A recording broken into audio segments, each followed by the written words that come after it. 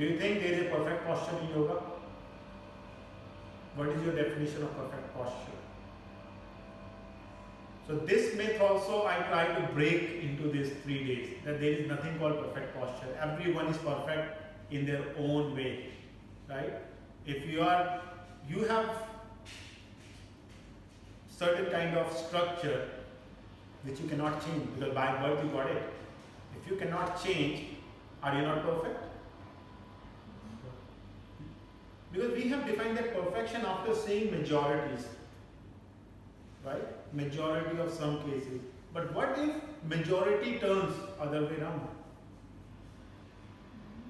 Then the imperfect ones who you call in today's day, they will become perfect, right? And the perfect one who you call perfect today's day, they will become imperfect. So it is just a matter of time, nothing else. Okay? So we're going to discuss a lot more on this topic when we will going to discuss about hypermobility and hypomobility. That what is that? Okay, normally people say, right, that person is hyper, that person is hypo. We're gonna break that myth also. Cool. So it's all about injury prevention, then awareness of your body, your biomechanics, your anatomy, your joint mechanics. So once you will be, having a good thorough knowledge about your joints, and we are going to do a lot of assessments. Okay, for every joint we have assessment. For every joint we have one assessment. Okay, we are going to do assessment and we will see the limitation factors. Okay, where it is coming from and why it leads to injuries and how you can cater that limitation. Cool. Because in yoga class, 30 people are there and everyone is doing the same thing. One is that. That's it. With their own body. And body has limitation. And teacher is asking you to do something which is very advanced for you. Advanced means, when I say advanced, like one posture can be advanced for someone and the same posture can be very easy for someone else. Why? Because that person, like maybe Shreya, right? Shreya is doing certain posture and she is doing just like very in fluid way, right? And then Ayush goes and I'm like, I'm struggling. First thing is, see, being male and female, it will be there.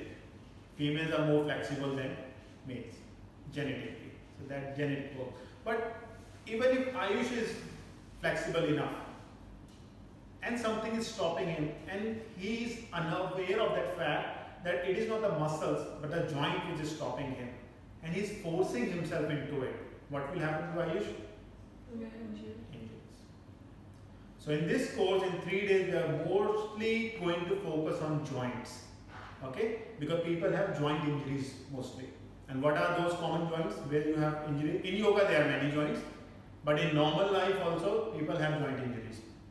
Knee joint, ankle joint, wrist joint, elbow joint, neck, cervical, shoulder, lower back. Very common, right? All the joints which can move freely are all the synovial joints, right? Gets injuries. Why? Because we are unaware of the fact of the limitations of those joints. Cool? The range of motions. Let's go ahead. You're gonna learn a lot and instead of discussing, you're gonna do it in practicals. But rehab yoga, what rehab yoga is not, because most of the time I have to put this slide also there that it is page number 9. What rehab yoga is not. So sometimes people by the name of rehab think that it is mostly related to injuries, treatment. So it's not an injury treatment thing. Let's leave those treatment and things for the physiotherapists. Okay? But what we are making you accomplished for or capable for any person who is doing this course, that how you can do certain assessments and testing and get to know that what is the limitation and you can stop it. You cannot treat something, someone is having already some kind of slip disc, some kind of cervical issue, some kind of impingement. You cannot treat it, definitely, it is next level. Right? Physiotherapists have done certain amount of studies, certain years of studies for that thing. and in 3 days if you will say you are going to beat them, it is not done. Okay, but you're gonna get lot of tools, a lot of knowledge to get to know how to prevent those injuries, how to get to know to prevent it. So your job will be much more than the physiotherapist. The physiotherapist will help those who have already got injuries, but you're gonna prevent those people from going there, right? Okay. So I say this. I'm not killing the job of physiotherapist here, but I'm preventing them to become a physiotherapist in that sense. Okay. I never said that okay, you have become now the injury specialist. Okay. No, it's not that. Cool. So this is far better. So it is always like prevention is better than cure.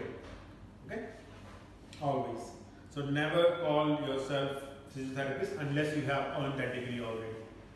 Okay. They guys are. Cool.